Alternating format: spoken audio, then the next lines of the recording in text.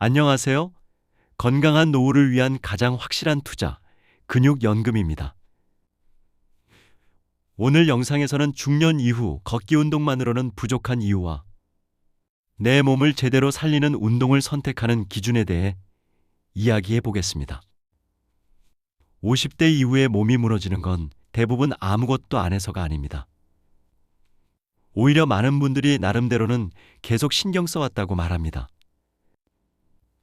걷기도 하고 쉬지 않았고 완전히 놓지도 않았습니다. 그런데 어느 순간부터 예전 같지 않다는 느낌이 들기 시작합니다. 이때 거의 모두 같은 결론을 냅니다. 이제 나이가 문제구나 하고요. 하지만 실제 이유는 다릅니다. 잘못된 기준으로 너무 오래 관리해왔기 때문입니다. 그런 잘못된 기준이 바로 흔히 듣는 가볍게만 해야 한다는 조언으로 이어집니다. 많은 분들이 아무 문제 없이 잘한다고 느끼지만 사실 몸은 서서히 약해지고 있습니다. 50대 이후에 운동을 할 때는 가볍게 하는 게 좋다는 말을 정말 많이 듣습니다.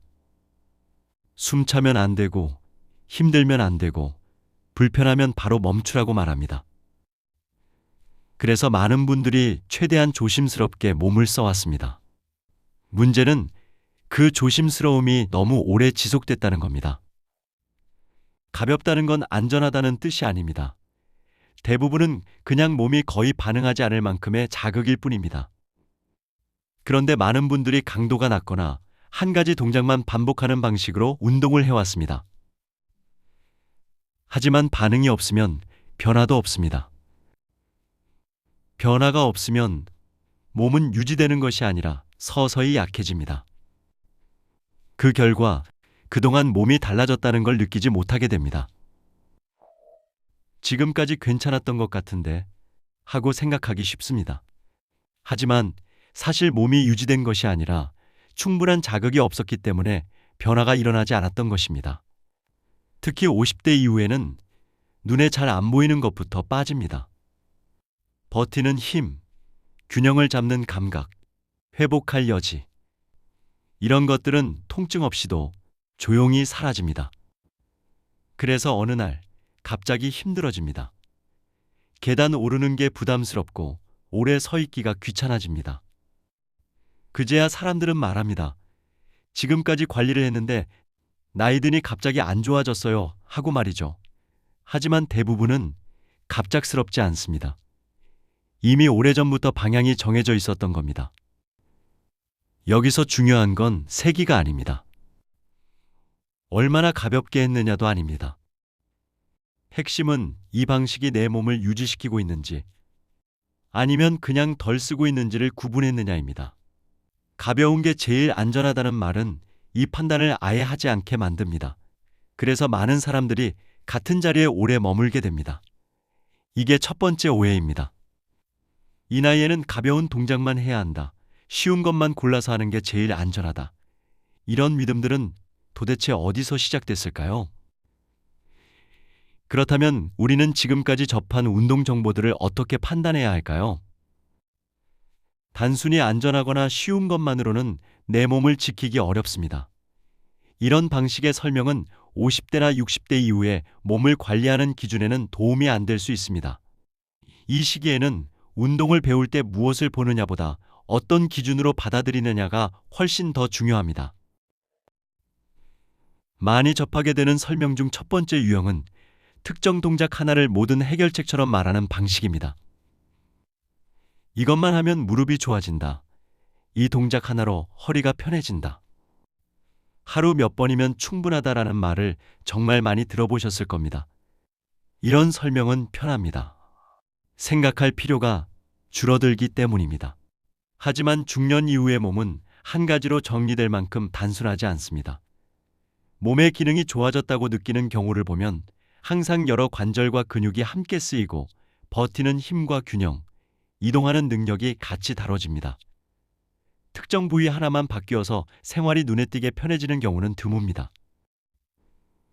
또 자주 보이는 유형은 노인을 대상으로 설계된 너무 조심스러운 움직임을 중년에게 그대로 적용하는 경우입니다. 넘어지지 않게 하는데 초점이 맞춰진 시기와 아직 근력과 기능을 유지해야 하는 시기는 같지 않습니다. 그런데 안전함만을 기준으로 삼다 보면 몸은 보호되는 게 아니라 점점 덜 쓰이게 됩니다. 처음에는 편합니다. 불편한 느낌도 없고 부담도 없습니다. 그래서 많은 분들이 이게 지금 내 몸에 맞는 것 같다고 느끼게 됩니다. 하지만 시간이 지나면 계단 오르는 게 부담스러워지고 오래 서 있는 게 귀찮아집니다. 그제야 몸이 예전 같지 않다는 걸 느끼게 됩니다. 세 번째로 살펴봐야 할 건 전문적인 말이 많지만 실제로 판단 기준이 잘 보이지 않는 설명입니다.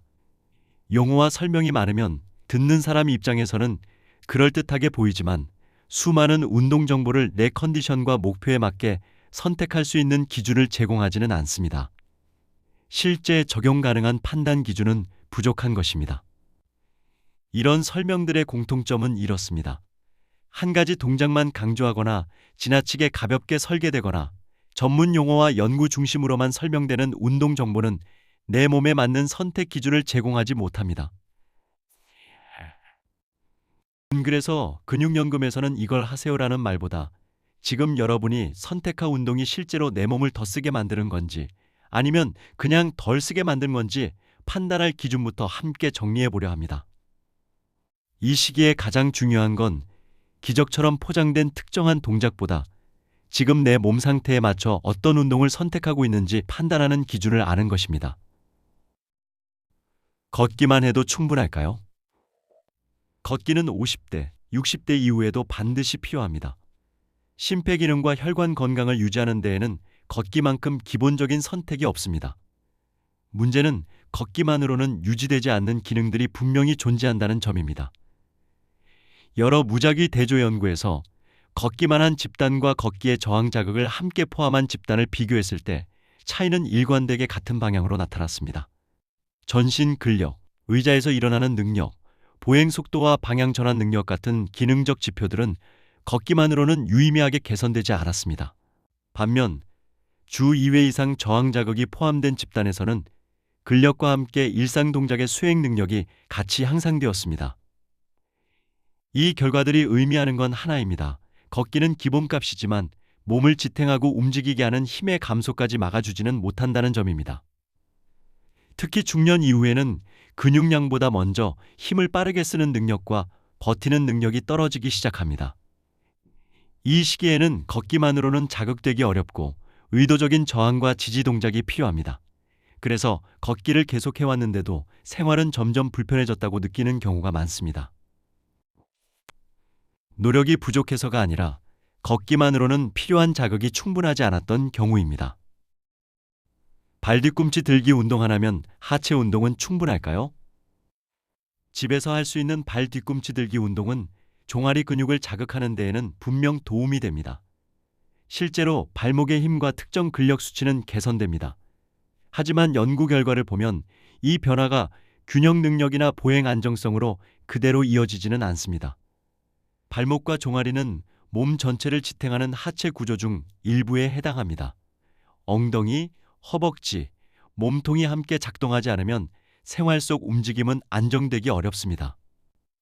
낙상 예방이나 기능 개선을 목표로 설계된 프로그램들을 보면 공통적으로 엉덩이, 무릎, 코어, 그리고 균형 요소가 함께 포함됩니다.